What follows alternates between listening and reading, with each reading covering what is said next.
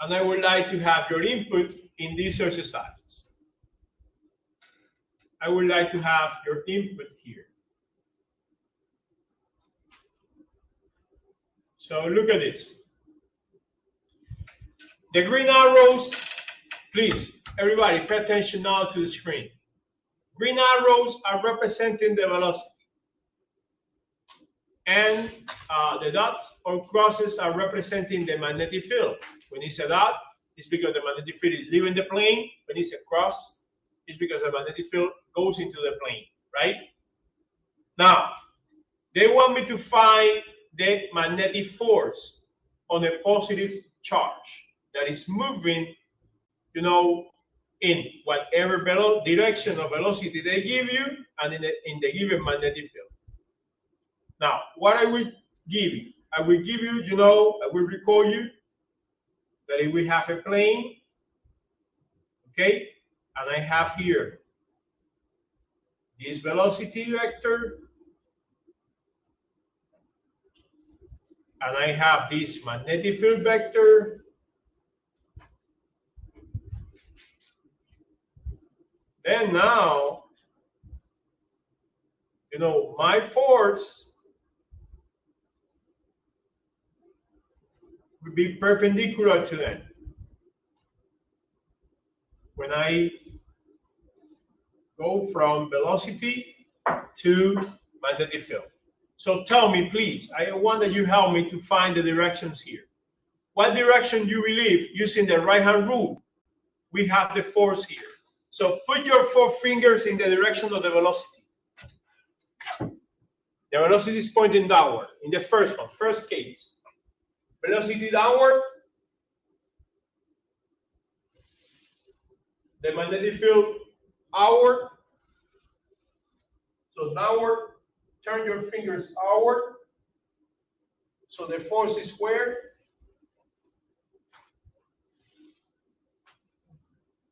In that direction, right? So I put my fingers in the direction of V, the velocity. Now I turn my fingers in the direction of the field. It's pointing outward, leaving the plane.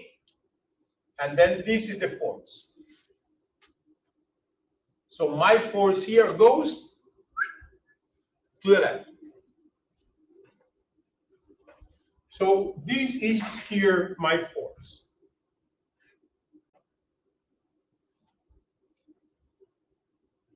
Now, let's do for the second case. We have velocity forward, magnetic field to the right. So how you put your hand? You put your hand, 4 fingers up in the direction of the velocity. Now, I can turn my fingers either like this or like this, right? But I have to turn my fingers, I have to fold my finger right in the direction of the V.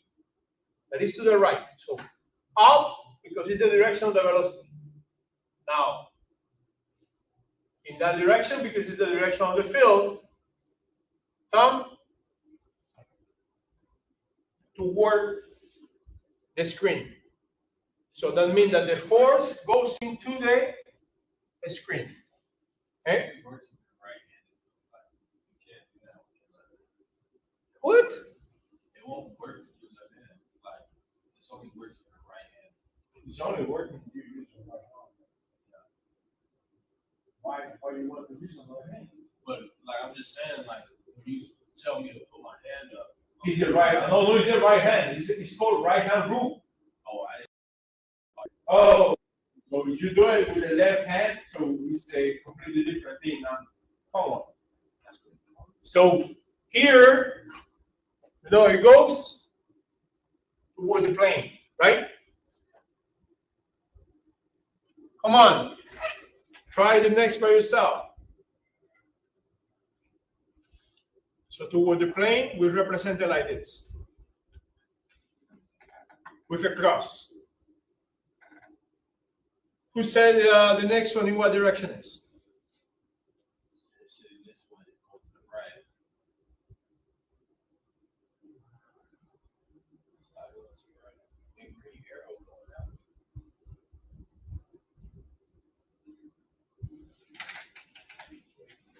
So velocity here,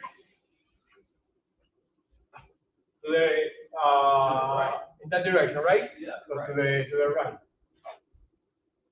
Now I have to turn my fingers like this or like this. Like that, exactly, Isha. Why? Because there is a cross. So the magnetic field goes into the plane. So I turn my finger from velocity direction to magnetic field direction. Force, up.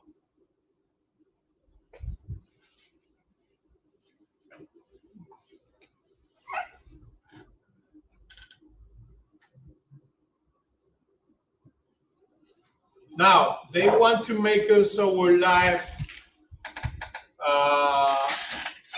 a little bit crazy now. Why? Velocity left, magnetic field right. When the angle between the velocity and the magnetic field are 0 or 180, are 0 or 180, the sign of 0 is 0. So if the force, if the velocity and the field are in the same direction, the angle they have is 0 degree. The sine of 0 degree is 0 because the sine function is a function that looks like this.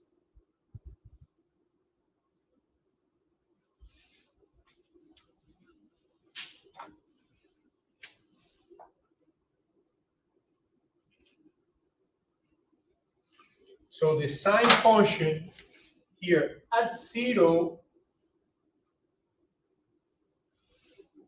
is 0. And here we have 180 degree is 0. And at 360 degree will be also 0. So when the angle is 0, that means when the velocity and the vector magnetic field have the same direction, in this case, we have that the force will be 0. But also, when you have the velocity in this direction and the magnetic field in this one, now theta is 180 degree, and the sine of 180 degree is also 0 because it's this point. When it's maximum, when it's 90, why? Because 90 is here. And when it's 90, this is 1 in the sine function. So this is y equals sine of x. So here, the force will be 0 again. So that means that in this case, we have force 0. Because the force and the velocities are in the magnetic field has opposite directions.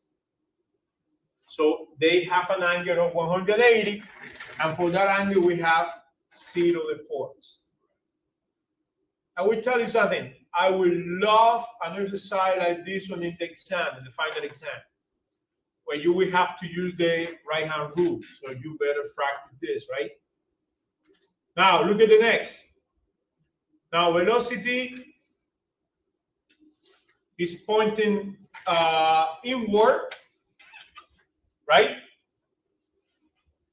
So now you have to put your hand like this or like this. But now you have to turn your fingers in the direction of V. So velocity inward, fingers turn now in the direction of V, force the right. But if you did it the other way, you had your hand right side up, right? your thumb will be pointing to the left. Sorry? I'm just confused about, like, for example, you said you had your hand like this or like this. Yes. But if you have your hand like this, your thumb. Yeah, but that's why you have to be able to turn your fingers in the direction of these arrows. If you put your hand, we know that it's entering, right? So we can put the hand either like this or like that. But if you put your hand like this, when you turn your fingers, you are turning your fingers against this direction. You are supposed to turn your fingers in the direction of this arrow now, because this is B.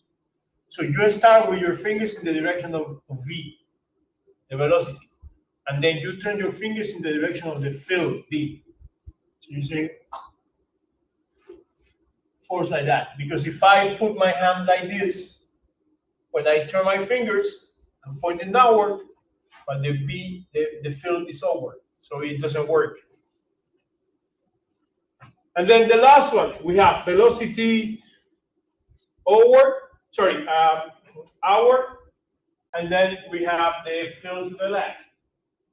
So you say velocity leaving the plane, turning the fingers in the direction of the field. So the force is down, right?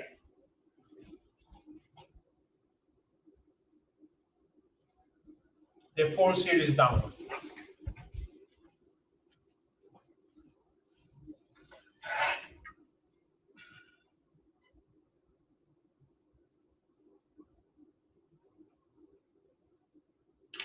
Now look at this one. Now the particle is negative. Now the particle is negative. And they give us the force. They don't even give us the velocity. They give us the force and they give us the field. So the idea is this. You say, I know that the force points up, and I know that the field is out. So if I want to have a field out, right? So when I turn my fingers, my 4 fingers needs to be pointing out from the plane because the field is out. At the same time, my thumb must be pointing over. In what direction is the velocity to do that? Oh, if I put my hand like this, velocity in that direction, I turn my fingers.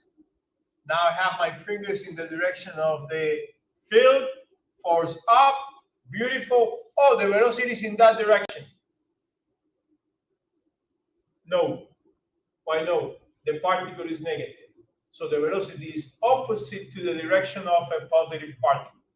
And they said over there that this is for a negative charge, negative particle. So I apply my right-hand rule, like for a positive particle. I found that the velocity should be for a positive particle in that direction, but the particle is negative, it really goes in this other direction. Right? So really, in this case, you know, instead of going, when I say, oh, going to the left, no, it would be really going to the right.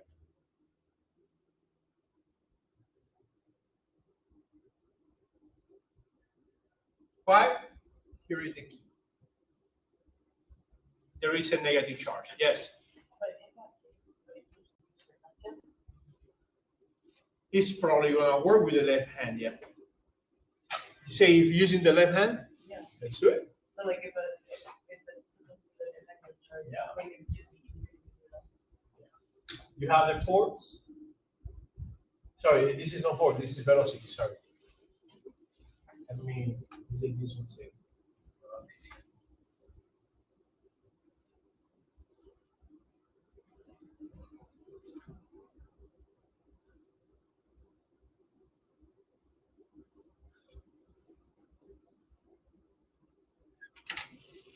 You use your left hand, and now you say, okay, I will be putting this in the direction. I'm turning my fingers, and yes, the force go up. So it's fine. So for the negative particle, you could use your left hand. Now, remember that the rule anyway is called right hand rule, right? But yes, when you use your left hand, that applies for the negative particle. That could be easier. Now, the second case, force up, be to the right.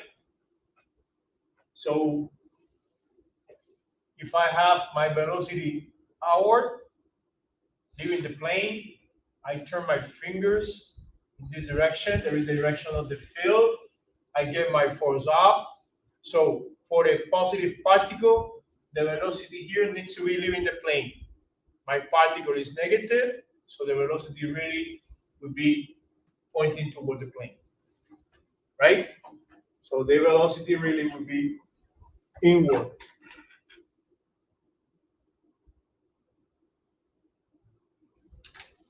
And for the last one, we have, again, the force in this direction, okay? So I have the field pointing toward the plane. So if I put the velocity outward and I move my fingers toward the plane, I will get my force to the left. So for the positive particle, we have my velocity outward, because like that, now it goes inward, the field, and force in that direction. But as I really have a negative particle, I have to reverse the velocity, and from going outward, the velocity will be really going downward. So velocity here will be downward.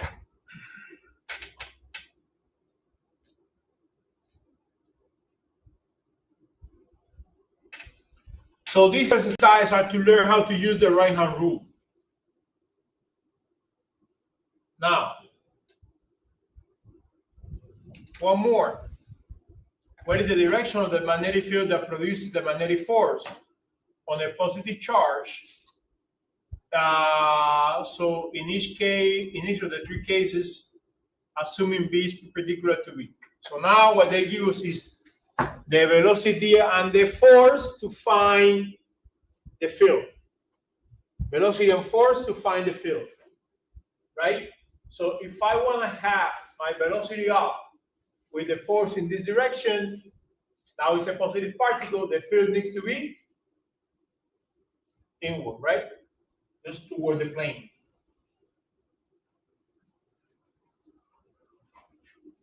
So here the field needs to be toward the plane.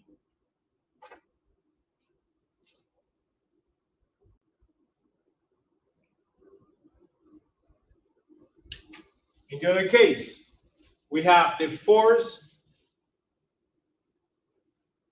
inward, the velocity downward. So force inward, velocity downward. So now, you know, when I go from the velocity to the magnetic field, I will turn my fingers for myself, so pointing in that direction.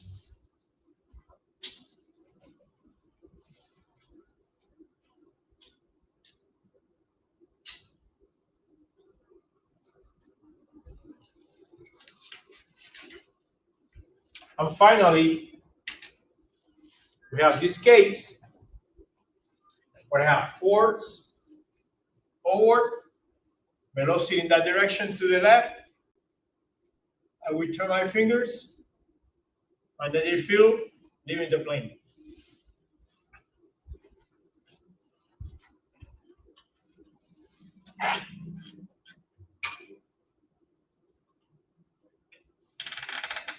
So all these are exercises, you know, where we have applied the right-hand rule to find either the direction of the velocity, the direction of the force, or the direction of the field.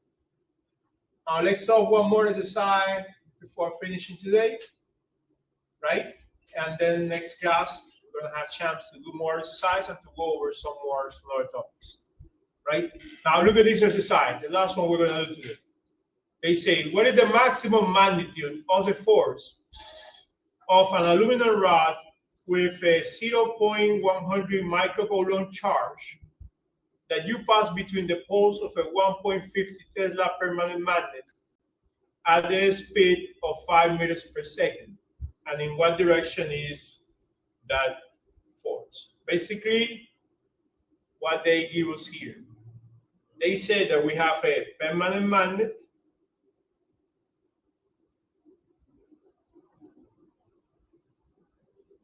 right? And then we have this rod with positive charges.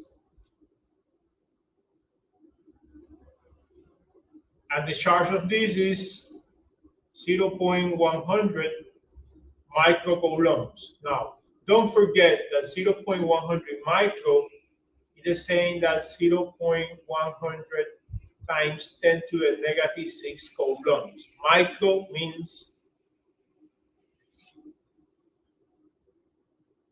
10 to the negative 6. Now, the field here, that is like this, go from north to south, is a field of 1.50 Teslas. Now, we are moving this with a velocity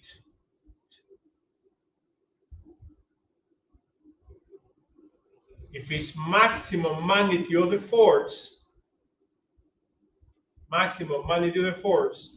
the angle between the velocity and the field needs to be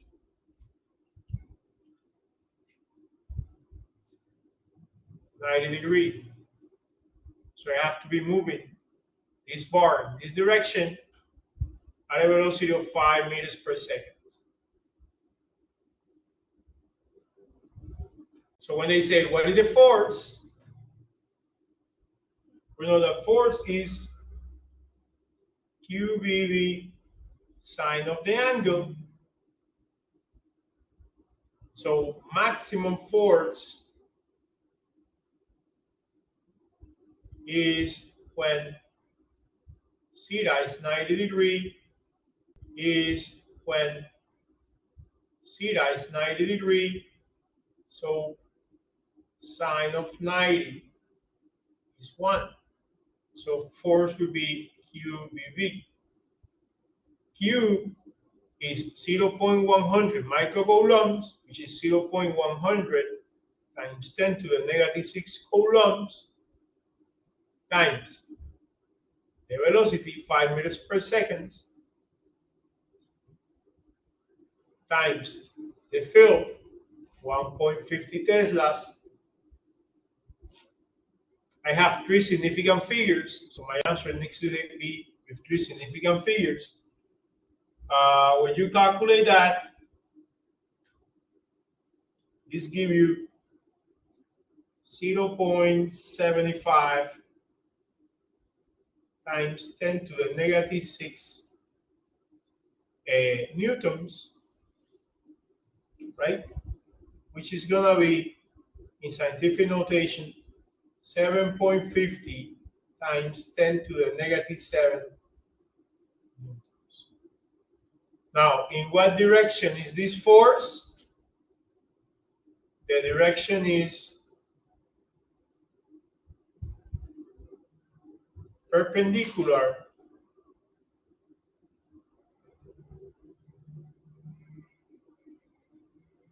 to the plane of the velocity and the field. Perpendicular to that plane of the velocity and the field.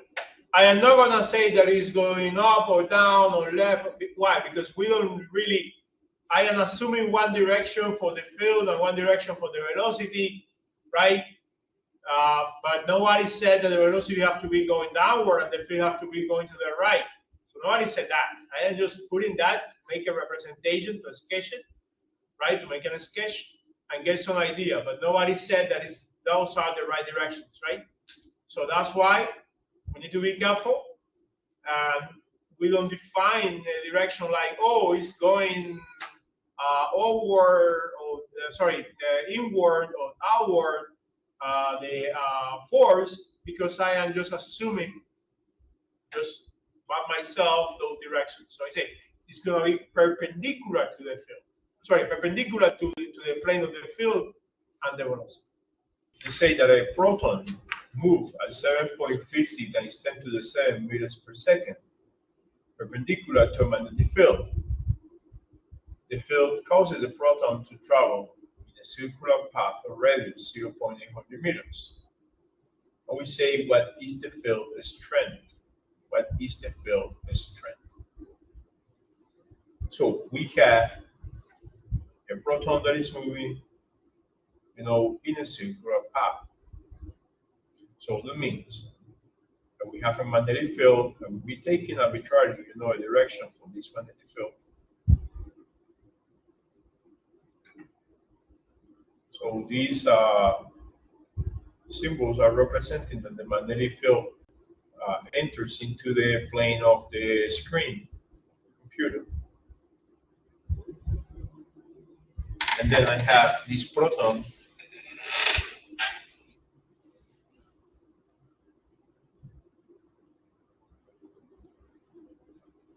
so you have positive part. And this proton is moving through a circular path.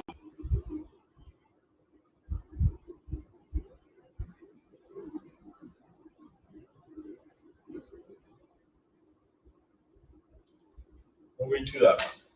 So there is a radius of this circular path.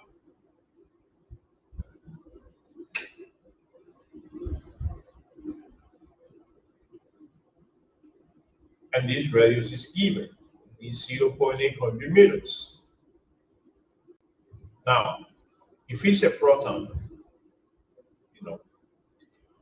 if we want to have a centripetal force pointing toward the center of the circular path, which is required for this kind of motion, then the velocity of the proton would be like this. So the proton will be moving counterclockwise. So when the proton is in this position, the velocity is pointing outward. Use the right hand rule. 1. So put your 4 fingers in the direction of the velocity, and now fold your fingers in the direction of the magnetic field B. And you will see that now the force points toward the center of your thumb. That represents the direction of the force points toward the center of the circular path. So, if we know the radius, which is 0.800 meters, and we know the velocity of the proton, there is 7.50 times 10 to the 7 meters per second.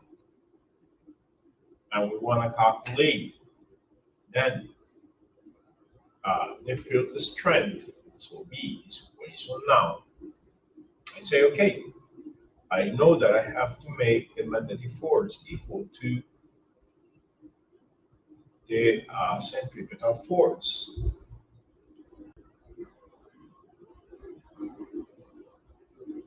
Now, if the proton is moving in a circular path, it's because the angle theta between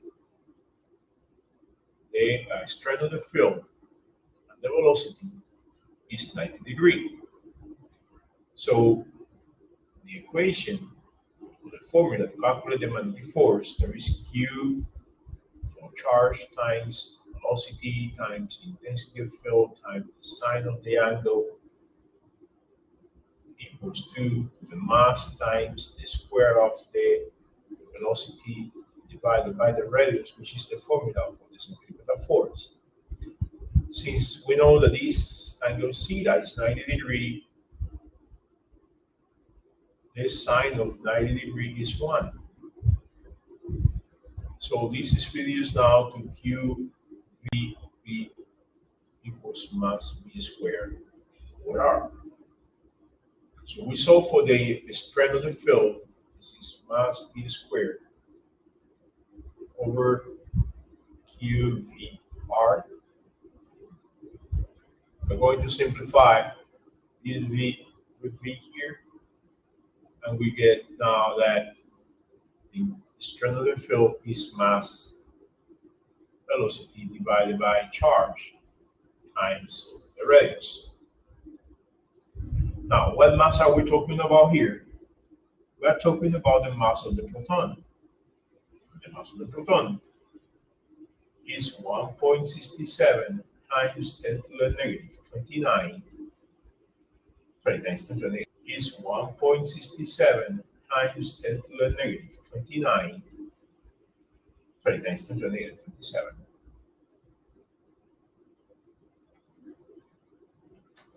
Times 10 to the negative 27 kilograms. But also the charge that we have to consider in this case is the charge of the proton, which is positive 1.60 times 10 to the negative 19 coulombs. So now we can calculate B. We say that this is the mass of the proton, 1.67 times 10 to the negative 27 kilograms times the speed, 7.50 times 10 to the 7 meters per second, divided by now the charge of the proton, which is 1.60 times 10 to the negative 19 coulombs, times the radius, which is 0.800 meters. And when you do that, you take a value of 9.78 times 10 to the negative 1 Tesla, which is the same as 0.978 Teslas, or 0.98 Tesla, approximately 0.98 Teslas. This is in this case the intensity of the magnetic field, the strength of the magnetic field. Let's see the next exercise. In this exercise, again, they use the current. In this case, they use the current. They use the force. They use the intensity of the field. So that means we have to find the unknown vector. No vector, just the direction of, well, it's going to be a vector because it's going to be a force. We have to find the direction of the unknown vector, that is the force. So they say in this exercise, what is the direction of the magnetic force and the current in each of the 6 cases? Well, let's recall that in this case, we can apply the right-hand rule, such that you have on the same plane acting the magnetic field and the force.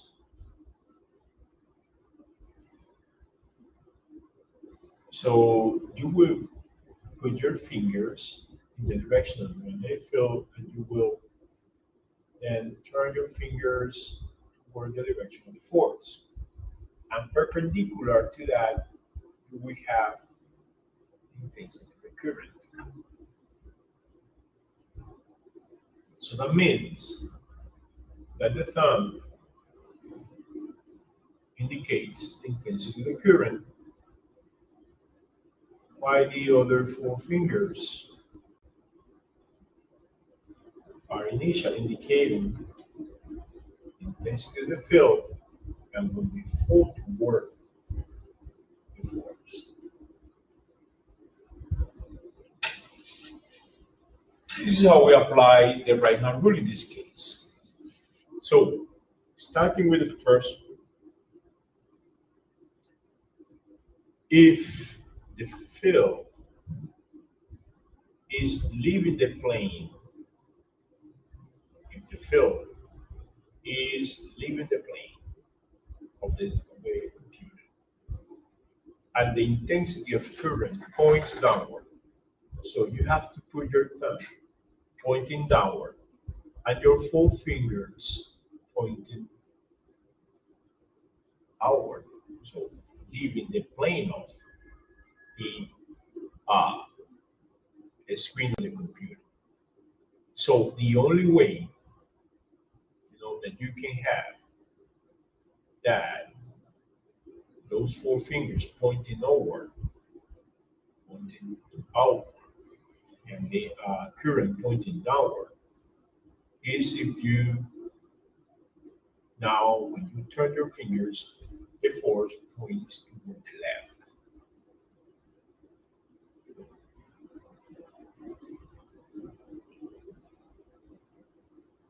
So remember, your four fingers are pointing, leaving the plane of the computer. The thumb is pointing downward. When you turn your four fingers will turn toward the left. So that's why you have the force pointing toward the left. Now, second case, now you put your four fingers in the direction of B, so pointing to the right. You put your thumb pointing up in the direction of the current. When you fold your fingers, when you turn your fingers, you will see how now the force will be pointing toward the plane of the paper or the plane of the screen of the computer. So here will be now your force. Next case, you have the field pointing toward the plane of the computer. So entering into the plane of the computer or toward the plane of the paper. You have now your current pointing toward the right, so your thumb points toward the right. When you fold your fingers, you will fold your fingers and they will be pointing over. So this will be now the direction of the force. Next case, we have, in this case, an angle of 180 degrees between the intensity of the field and the intensity of current. When that happens, this is because the force is in that case 0. In this case, the force is 0. So when either the current and the field are in the same direction, or when the current and the field are in opposite directions, you will have that the force is 0. In the next case, we have now the field pointing outward, and then you have your thumb pointing in the direction of the plane of the computer, So when you fold your fingers now, the force will be pointing toward the right.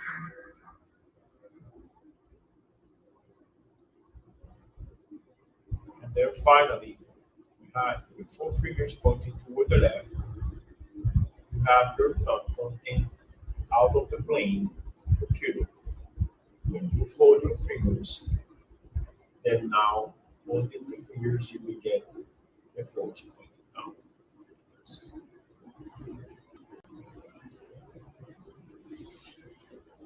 So in this case, right, we have analyzed the direction of the force based on the given directions of the magnetic field and the electric current with the retarded wire.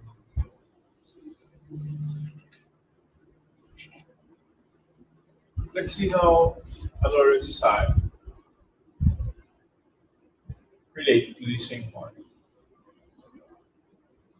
They say a DC power line for a light rail system carries 1000 amperes at an angle of 30 degrees to the air 5 times 10 to the negative 5 Tesla.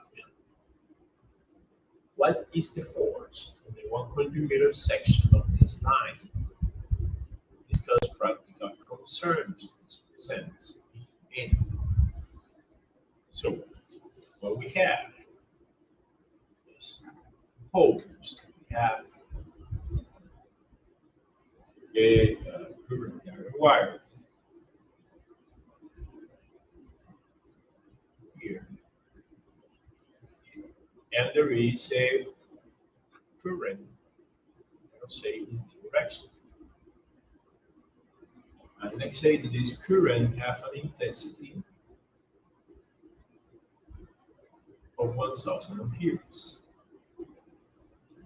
Now, at the same time, we have a magnetic field. And it's a field that is at an angle of 30 degrees with respect to the magnetic field of the air. And it's at an angle of 30 degrees with respect to the current, right? With respect to the wire, to the current. So let's suppose that now we have this field here.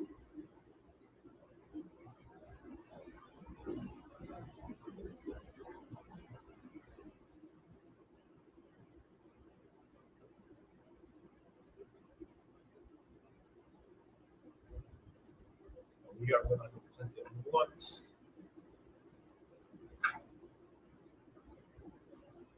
And this field is equal to 5 times 10 to the negative 5 Teslas. We know that the angle here is 30 degrees. And we know that the length of the wire is 100 meters. So we need to find the force that is acting on this wire.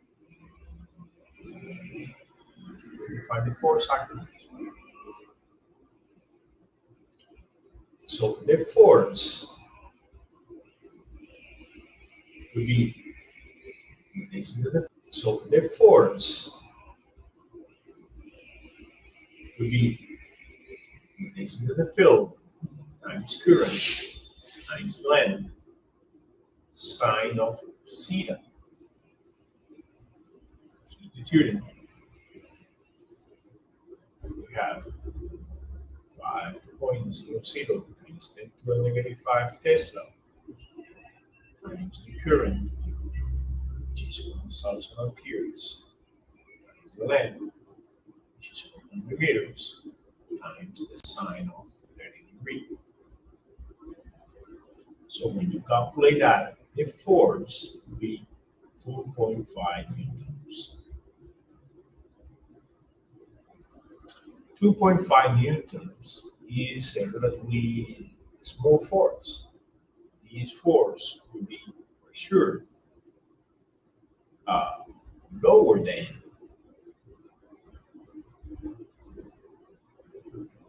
the weight of this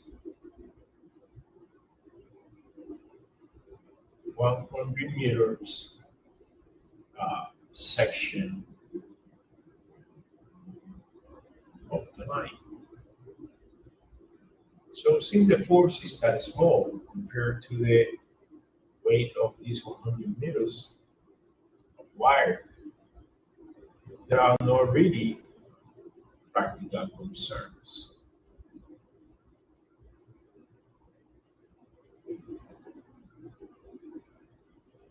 It's a very small force, and there is no reason to be worried about the presence of this force.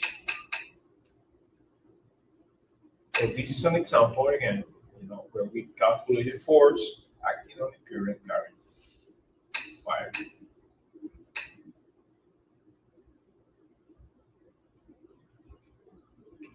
Look at this other case.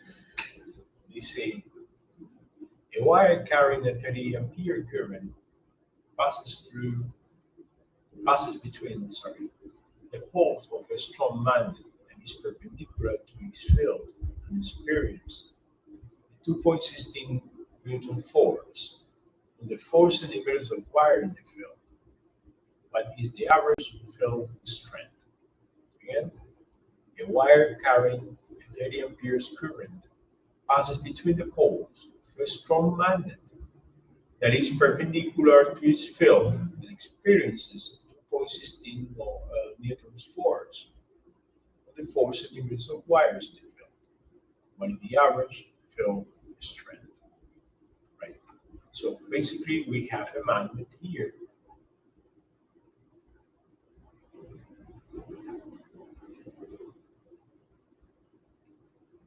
And there would be, of course, a field from north to south, right? Now, we have also a wire that carries a current of 30 amperes.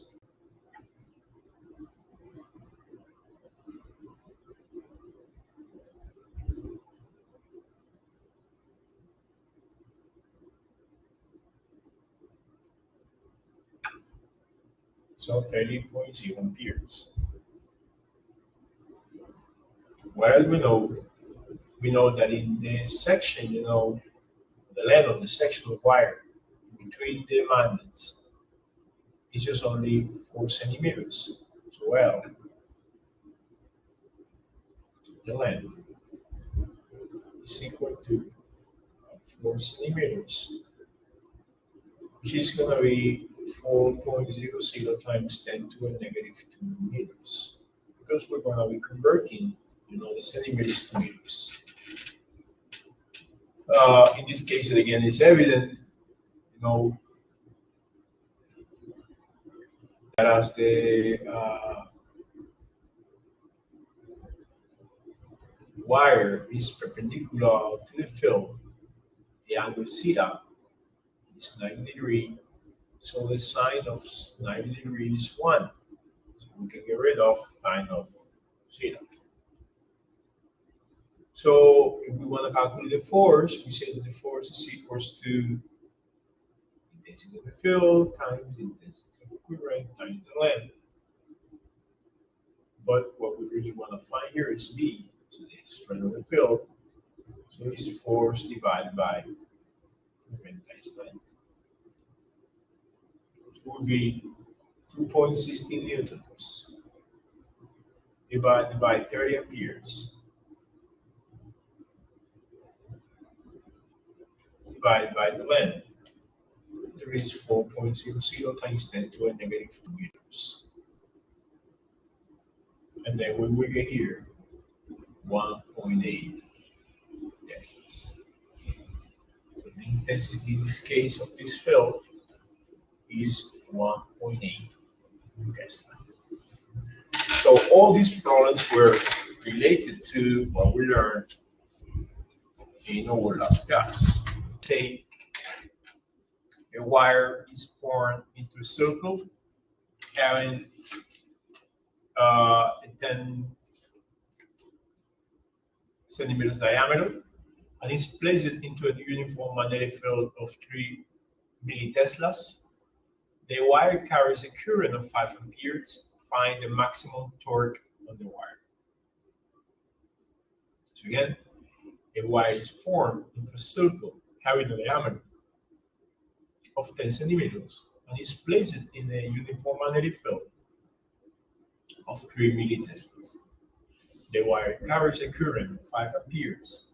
Find the maximum torque on the wire.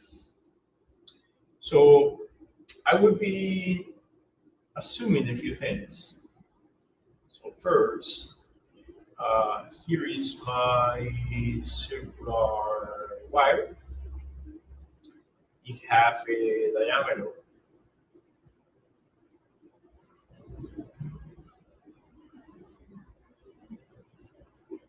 of 10.0 centimeters. So remember that 10.0 centimeters would be 10.0 times 10 to the negative 2 meters. But later we have to work in meters. Let's think, that this loop can rotate around this axis. So we can have a rotation either like this or like this, depending on the forces, right? And then now I will be assuming that I have a current that will circulate in this direction.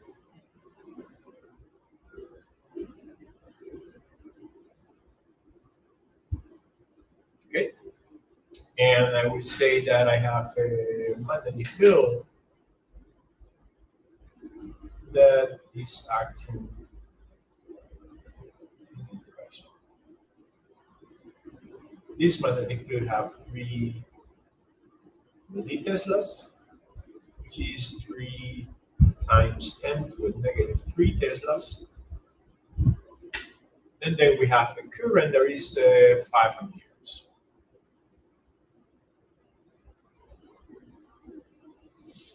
So what about the magnetic field, the force in this case, that is going to create a torque? Well, it would put, in this case, all fingers in the direction of the magnetic field and the thumb in the direction of the current, and we fold the fingers. What we have that in this side of the loop, the force F would be pointing toward the plane of the screen of the paper. In the other side, if you put your fingers in the direction of the field and you put your thumb in the direction of the current,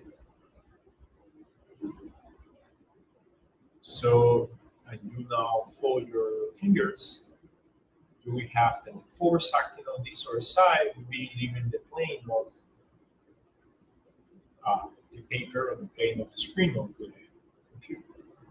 That means that if I now look at, from this side, the side view, we basically see something like this.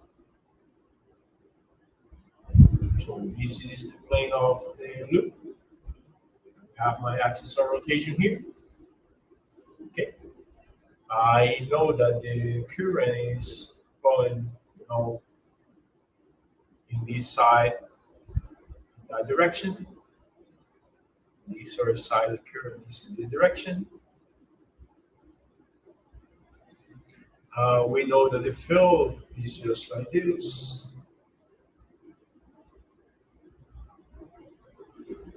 And then I know that the force would be here, downward.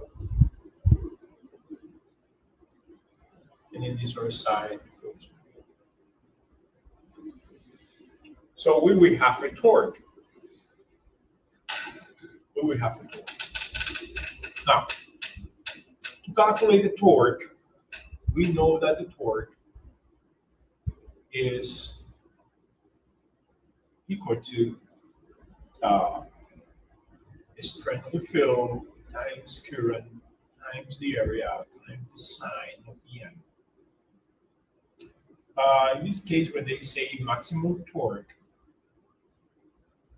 when you're talking about maximum torque, it's because the angle theta be 90 degrees, so the sine of 90 degrees would be 1, and this is when we get the sine of 90 degrees would be 1, and this is when we get or reach the maximum torque.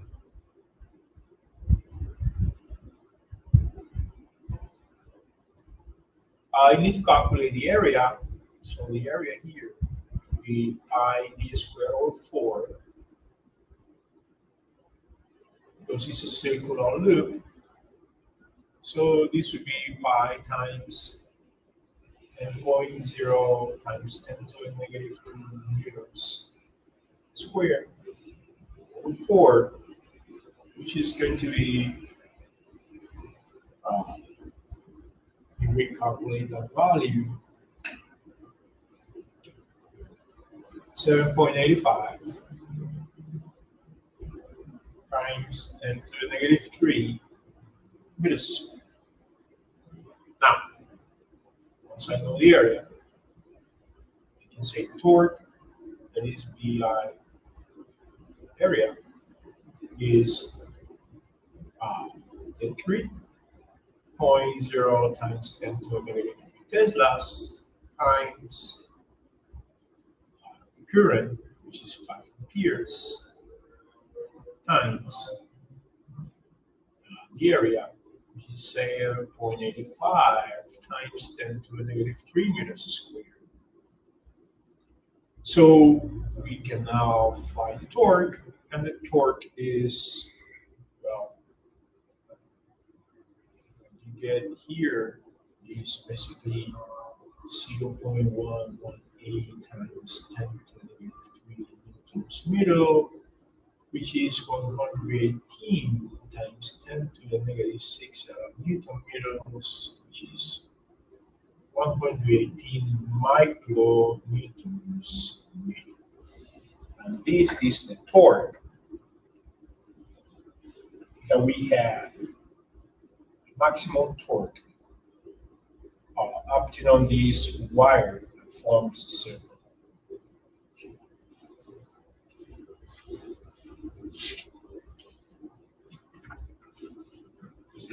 Let's see now one problem about the Ampere's law. So let's see this problem about Ampere's law. They say that a lightning bolt may carry a current of 1 times 10 to the 4 amperes for a short time. What is the resulting magnetic field? 1.1 times 10 to the second, so basically 100 meters from the bolt. Suppose the bolt extends far above and below the point of observation. So basically, we make a kind of diagram here. So here we have the lightning bolt. Okay. And we're going to have one point of observation that will be here. And this point of observation A is 100 meters, which is 1.00 times 10 to the second, which is 100 meters from the bolt. Now, what we want to find at this point A, is my it's called point of observation A, so we don't get confused with point of observation A. We want to calculate what is the magnetic field. Well, to calculate the magnetic field, we can use the Ampere's law. So we can say that the magnetic field here would be mu sub 0 I over 2 pi r, where I would be the distance, from the lightning bolt to the point of observation.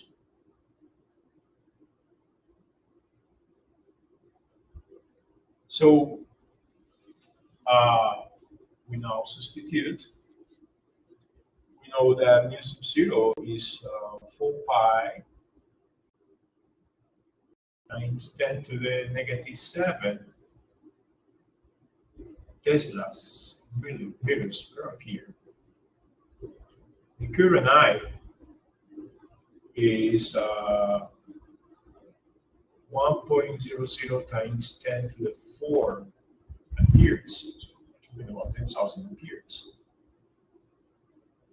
And then we have here below 2 pi and r, which is 1.00 times 10 to the second meters.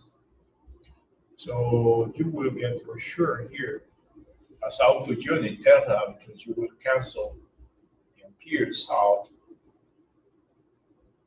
You will cancel out these meters. So your output unit will be Tesla, which is unit of magnetic field, right? So when you calculate this, you get 2.00 times 10 to the negative 5 Tesla, which is 20.0 microteslas. So what is the magnetic field resulting from the bulb would be 20 microteslas. 20 microteslas. Let's see another case also related to Ampere's law. They say a cardiac pacemaker can be affected by a static magnetic field as small as 1.7 millitesla. How close can a pacemaker wheel come to a long straight wire carrying 20 amperes? So we know that the wire carrying the 20 amperes generates a magnetic field surrounding it. And then this person with a cardiac pacemaker needs to be at a distance such that the magnitude of the magnetic field doesn't exceed the 1.7 milliteslas, right? So we have to find what is the distance at which the field is 1.7 millitesla, and that person needs to be at a distance greater than that value. So we know that in this case, if I have my wire here with a granite, we're going to have then a field like this. And then the intensity of the field will depend on the distance from the wire. So, the wire. So, we say, well, the intensity of the field will be mu sub 0 I over 2 pi r, and we solve for r. So r will be mu sub 0 I over 2 pi b. Mu sub 0 is 4 pi times 10 to the negative 7 Tesla meters over amperes. And the current I is 20 amperes divided by 2 pi. Then the maximum intensity or strength of magnetic field that the pacemaker can support, can resist, is 1.7 millitesla, which is 1.7 times 10 to the negative 3 Tesla. This prefix milli means 10 to the negative 3. So now we simplify here Teslas, we simplify the amperes, and we're going to get our final answer in meters. And when you calculate these, you get 23.5 times 10 to the negative 4 meters, which is 2.35 times 10 to the negative 3 meters, and is approximately 2.4 meters.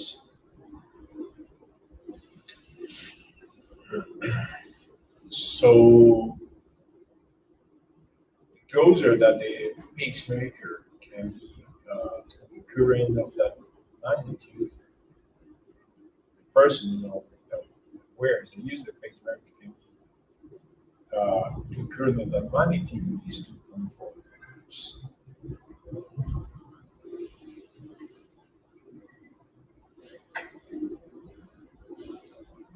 The next problem is about the magnetic force between parallel current carrying wires.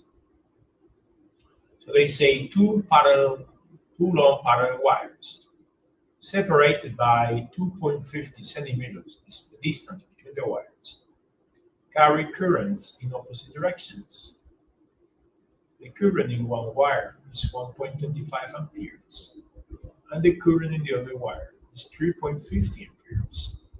So they say, find the magnitude of the force per unit length that one wire hurts on the other. And is this force attractive or repulsive? So previously I just did analysis in our lecture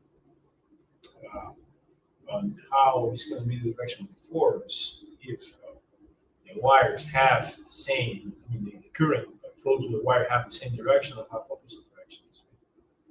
So we have our wires here.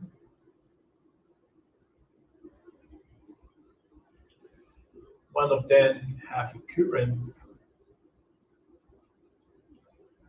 I equals to 1.25 amperes. We take it just flowing to the right, and then the other one have a current in opposite direction.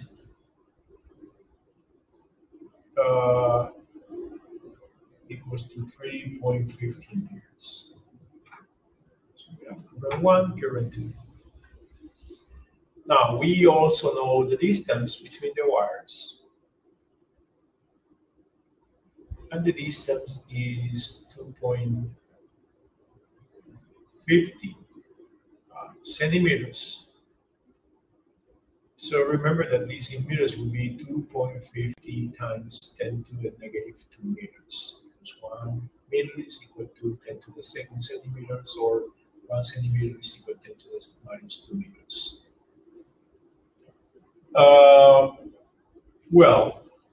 We know from the previous analysis we did in the lecture, that when you have currents of the opposite direction, okay, you basically have force that is repulsive. I will anyway just show quickly, what's going on here. So the field due to the current I is above the wire. The current I1 above the wire is just leaving the plane, and below the wire is just entering into the plane.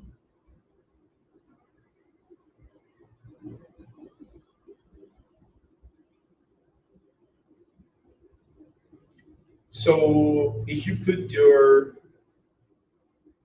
fingers in the direction of the current now here,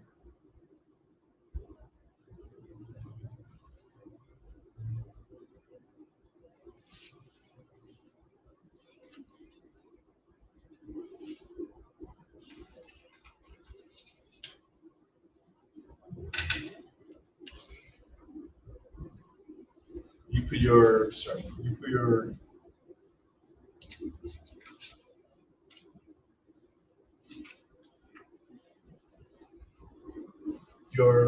thumb in the direction of the current here, and you put your fingers in the direction of the current I2, and then you put your fingers in the direction of B, that is centering into the plane, and you fold your fingers, you will find that the force acting here is a force that is a force of repulsion. I mean, you just repeat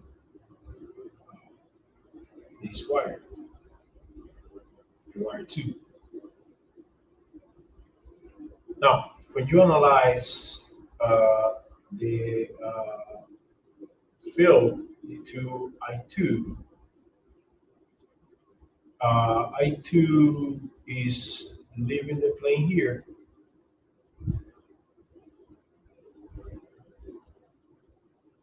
below the wire. Sorry, the magnetic field to I2 is leaving the plane below the wire, and it's entering into the plane above the wire. So now, when you put your thumb in the direction of the current, and you put your fingers in the direction of the field, and now you follow your fingers, you will find that the force will be pointing over like this. So you have a force of repulsion between the two wires. Now, how you calculate this force? You know that the force per unit of length will be equal to just sub 0 I1 I2 over 2 pi d, where d is the distance between the wires.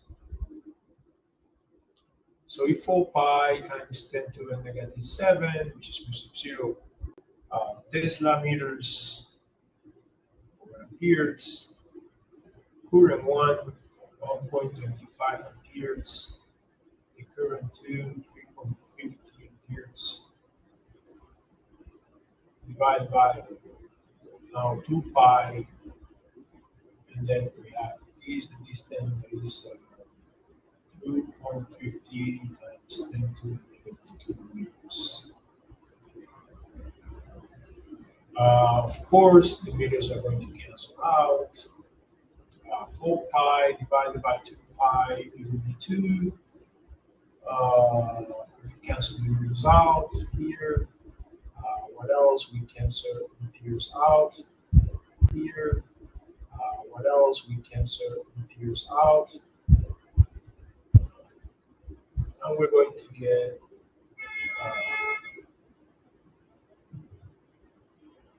in this case, Tesla of 9 ampere,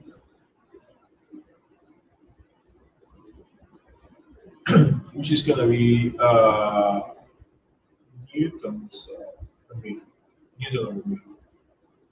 So we can now say that F over L is, you now perform these calculations, 3.50 times 10 to the negative 5 newtons per meter. Newtons per meter. So this is the magnitude of force per unit of length that 1 wire hertz deal. It's a reciprocal force, right? So the same magnitude force in both wires. Now, if the force is attractive or repulsive, of course, the force is repulsive. When the current have the same direction, the force is attractive. When the currents flows in opposite directions, the force is.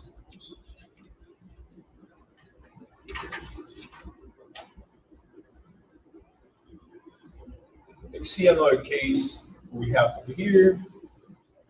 Say a wire with a weight per unit of length of 0.080 newtons per meter is suspended directly above a second wire. The top wire carries a current of 30 amperes and the bottom wire carries a current of 60 amperes. Find the distance of separation between the wires so that the top wire will be held in place by magnetic repulsion. Be held in place by magnetic repulsion. So,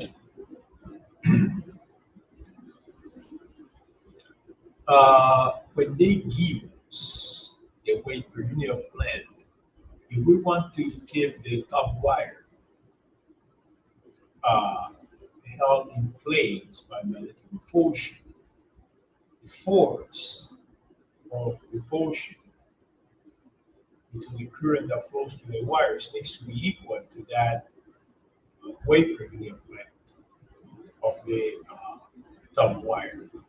So basically, what you have is something like this. You have this first wire here. You have your second wire. So you know that this one have a weight,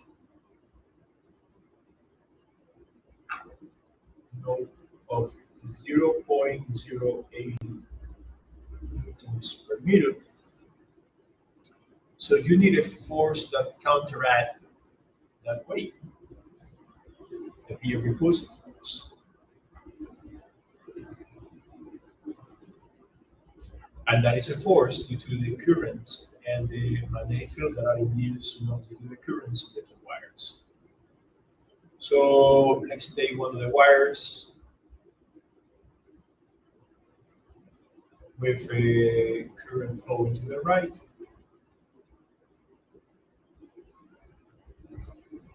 Of 30 amperes. And the other one have this current of 60 amperes.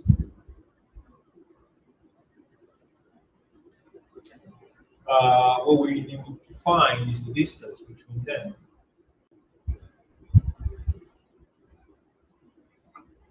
So we want to find that distance between the two wires. Distance such that, as I said, the force, opposed force, be equal to the weight of the upper wire. So if I know that my force per unit of length is mu sub 0, I sub 1, I sub 2 over 2 pi d, but I know that this force per unit of length needs to be equal to the weight, be 0.080 newtons per meter. If I want to solve for d, then d here would be mu sub 0, I sub 1, I sub 2 over 2 pi f over L, force per unit of length. So we substitute, we have 4 pi times 10 to the negative 7 Tesla meters per ampere times the current I, there is 1, there is 30 amperes. I sub 2, there is 60 amperes. Divided by 2 pi, and then we have force per unit of length. There is 0.080 newtons per meter. So when I just calculate this, So we get that my result would be 4.5 times 10 to the negative 3 meters, which is the same as 4.5 millimeters. So the separation between the wires, so that the top wire will be held in place by magnetic repulsion, is 4.5 millimeters. 4.5 millimeters. Let's now solve some problems about solenoids. Let us solve a problem now about solenoids. They say that a non-solenoid that has a 1 times 10 to the third term, so basically 1,000 terms, uniformly distributed over a length of 0.400 meters, produce a magnetic field of 1 times 10 to a negative 4 Tesla at its center. What current is required in the windings for that to occur? So the first here is this. I know that in my solenoid, we have a very strong field here in the center of the solenoid.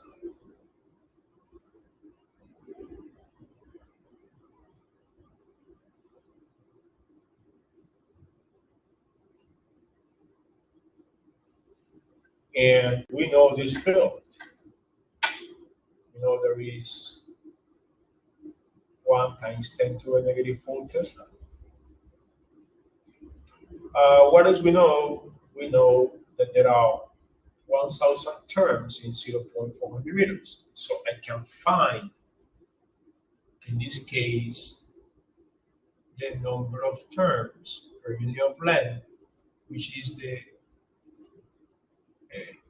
quantity represented by n over k's and is n over l. So it's number of terms, 1.0 times 10 to the third terms divided by 0.400 meters.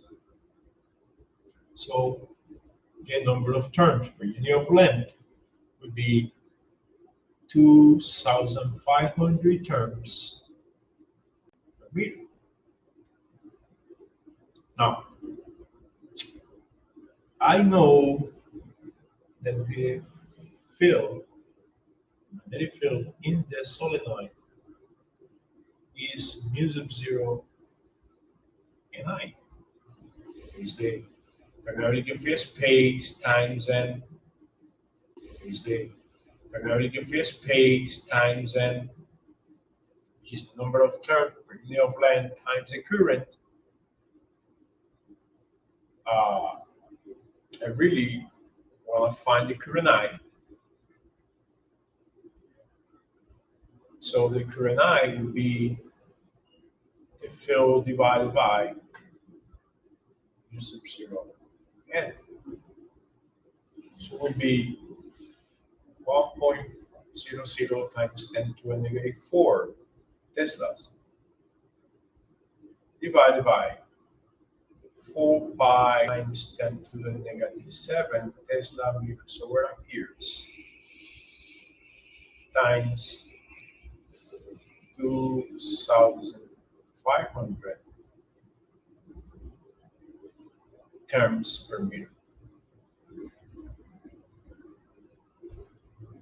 So the output here will be in amperes, because we're going to cancel the Teslas out and we're going to cancel the meters out. So when we calculate the current here would be 3.18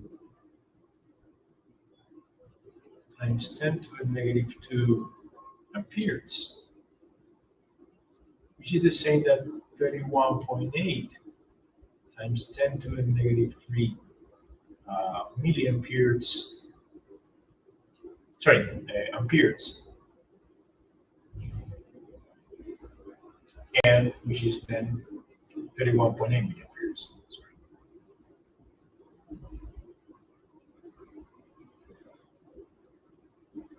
And this is, in this case, the current I in my solenoid.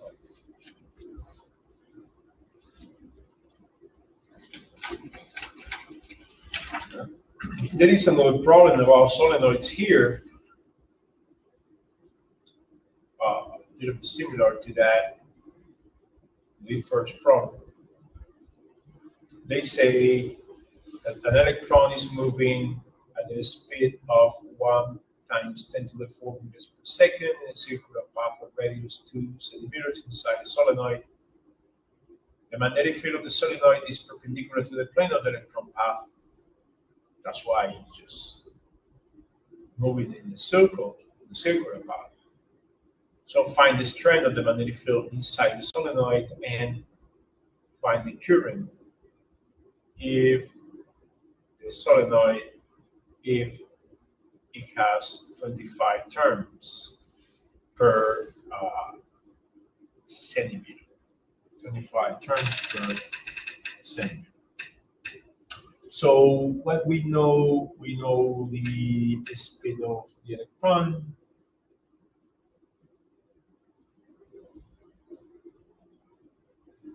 We know the speed of the electron, which is 1.0 times 10 to the 4 meters per second. We know the radius, which is 2.0 centimeters. And 2.0 centimeters is 2.0 times 10 to the negative 2 meters. And what else we know? We know the mass of the electron, of course. There is 9.1 times 10 to the negative 31 kilograms. And we know the charge of the electron. There is 1.6 times 10 to the negative 19 coulombs. And we know this. We know that when we made the centripetal force equal to the magnetic force for that electron, we get, that R is the mass times the velocity over the charge times B. So if we solve for B, it would be mass velocity over QR.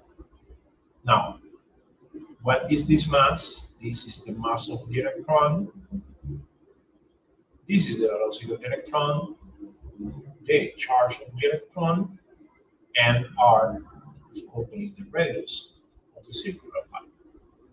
So when we calculate this now, we get that B is equals to the mass of the electron, just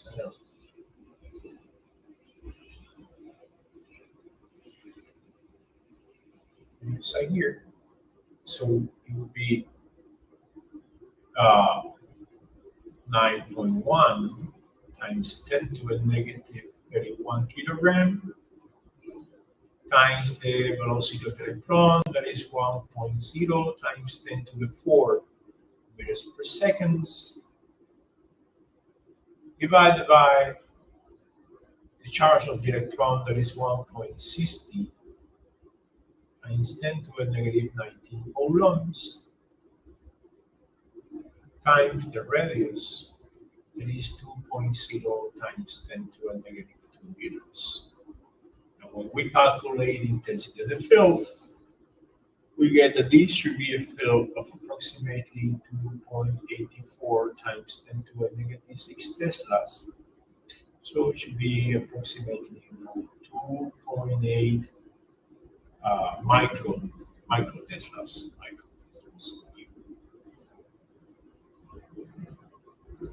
Micro Tesla. Once I have the intensity of the field, B, they say find the current if the solenoid has 25 turns per centimeter. So I know the field is mu sub 0 Ni. N is the number of length, so is 25 terms per centimeter, times, of course, 10 to the negative 2 meters per centimeter. So in meters, we have that n is equals to 2,500 terms per meter. 2,500 terms per meter. Now, if we want to find I, of course, I would be the intensity of the field divided by mu sub 0 n. We found the intensity of the field already, 2.8 times 10 to the negative 6 Teslas, divided by 4 pi times 10 to the negative 7 Tesla means 10 to the negative 7 Tesla meters per ampere times the number of turns per unit of length, that is 2,500 turns per meter. So the current I, in this case, when we calculate that, would be 0.891 times 10 to the negative 3 amperes. So it's going to be 0.89 milliamperes. So that would be the current I that flow to the solenoid with 25 turns per centimeter.